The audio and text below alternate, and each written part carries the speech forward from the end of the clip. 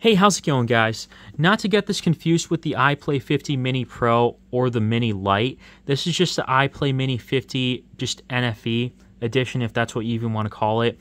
Now, what's also kind of complicated or confusing is that there are two different iPlay Mini 50s NFE versions. One goes for like $105. This one goes for $80 right now, which is a pretty good price. Now, I don't know what the differences are between the two exactly, but I think it's a little confusing to have the same name for like 4 different tablets. But either way, the show must go on. Besides that, what's promising about this is that this has a full HD screen with Widevine L1, so I'm curious to see how well Netflix and other streaming platforms can play on here. So we got the tablet itself here, and by the way, for $80, that sounds really nice. It almost sounds too good to be true, but maybe not too much for today's day and age. We got the tablet here. Looks like your typical ALLDOCUBE iPlay tablet. You put that to the side for a second. Then we got a user guide here, a wall outlet. Again, this is an $80 tablet. If a company like this is including a wall outlet, USB-C cable, and a SIM pin or micro SD card pin for an $80 tablet, Apple and Samsung should definitely take notes. So taking this out, this does come with a screen protector that's pre-installed on here. You can tell from the front camera. There's a USB port on top here, volume, power button, volume keys. On the bottom is just one speaker grill, and then just the micro SD card tray on the side. And then what we see on the top here is the 3.5mm headphone jack. It's kind of funny, it looks like it has a SIM tray along with a micro SD card slot, like dual SIM or something too, even. Holy cow, I think it does. Wow, I did not expect that. I mean, I didn't take a good look at the listing besides some of the main specs. I think I missed out on this part. Right here on the listing, it says it supports 4G LTE. I don't know how I missed that. Maybe I wasn't even expecting it, because on their iPlay 60 Mini Turbo, they didn't have a cellular network because they said they had to cut costs. Well, if they're able to include it on an $80 tablet like this, surely they could have just squeezed that in on that tablet. Anyways, the only reason I'm ranting about that is because that was one of the best budget tablets that I tested out. It would have been even better if it included that, and some people were complaining that it didn't have it. And I'll have you watch the video. I have a card up here, or I'll have an annotation at the end of this video, or maybe even a link down below. Anyways, the show must go on. So again, for $80, you're getting 4G LTE, Widevine L1, and you have 1920 by 1200 display. Now it is running Android 13 Go here, so the Go edition of Android. It's pretty light.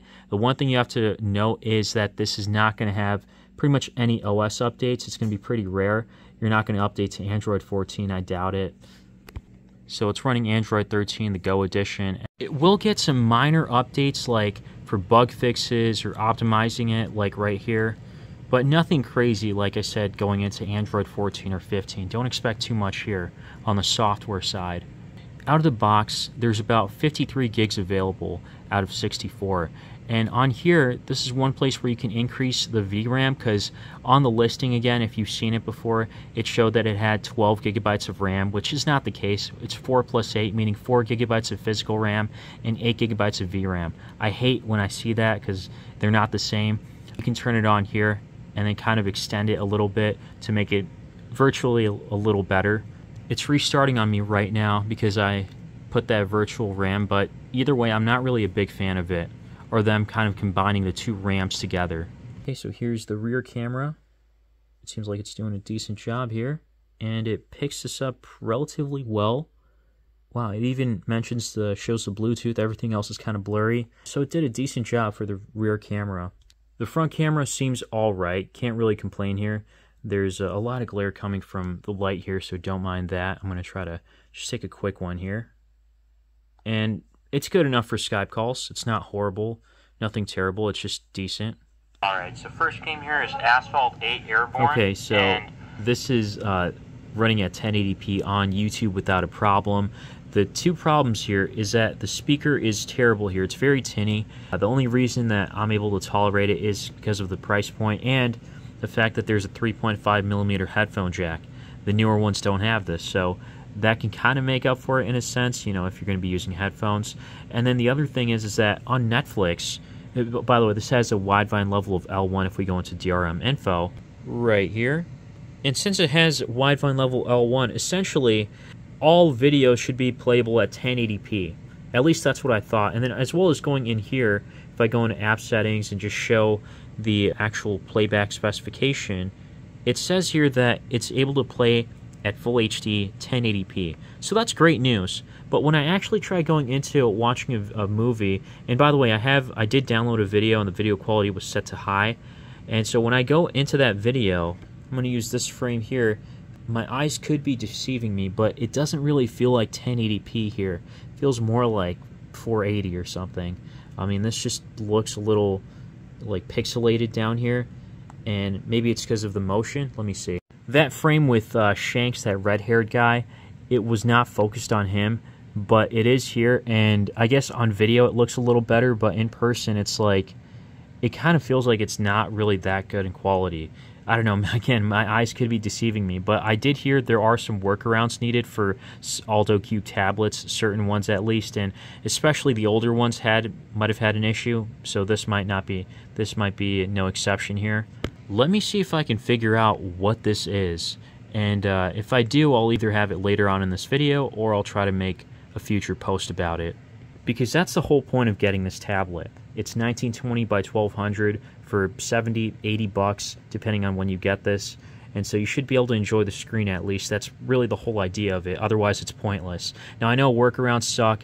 It sounds like an inconvenience, but sometimes they're not as hard. Sometimes they are harder than others, but usually this one shouldn't be too bad. Because, again, it is certified Widevine L1. We just have to figure out a workaround for it. Anyways, the show goes on. On CPU-Z, we have the CPU and GPU Mali G57. That's pretty low. It's on the lower end here. And then here's some more specs.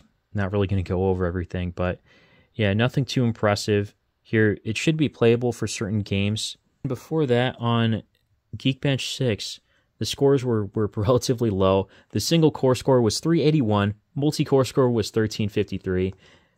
Again, I will say though, doing basic tasks, I haven't really noticed too many delays or issues. Sure, there might be some stutters and frame rate drops here or there, like going from here to articles, but it's not that bad. This is like, yeah, this is working pretty decently, all things considered. First game here is Roblox, and with this low-end GPU and CPU, just doing a pretty decent job. I mean, it's playable, that's all I can say, but you know, sometimes these games on Roblox gets a little more intense, so it might not be playable then. But yeah, it seems like it can handle some basic gaming. 2D gaming more so than 3D gaming, if you even count. I mean, Roblox is, I guess, a 3D game. It seems like it's decently optimized. But yeah, really can't expect too much besides this. I mean, if I try getting into fights and stuff, it might go haywire.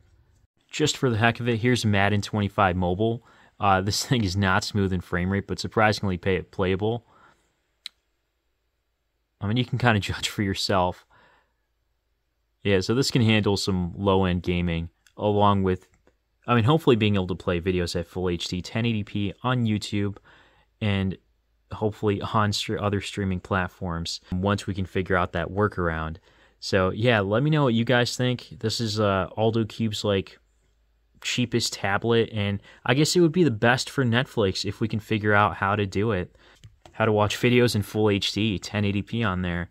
Because man, for 80 bucks, $70, $80, I feel like, you know, this is kind of unheard of to have like a large resolution or a high resolution like that at this price point, and it working well. Because there were some tablets in the past where it did have like a high resolution, but it was just slow and clunky.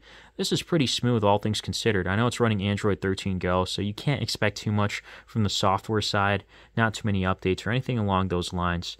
But giving this to a kid or maybe for yourself as a secondary device is not a bad option. But let me know what you guys think in the comments below. Is this something you'd pick up? I'll have a link down below for this too, because this is a little confusing to find sometimes with ALLDOCUBE's like lineup. They all look kind of the same. It's like the same body, same form factor of everything. So anyways, guys, I hope you found this video helpful, and as always, thanks for watching.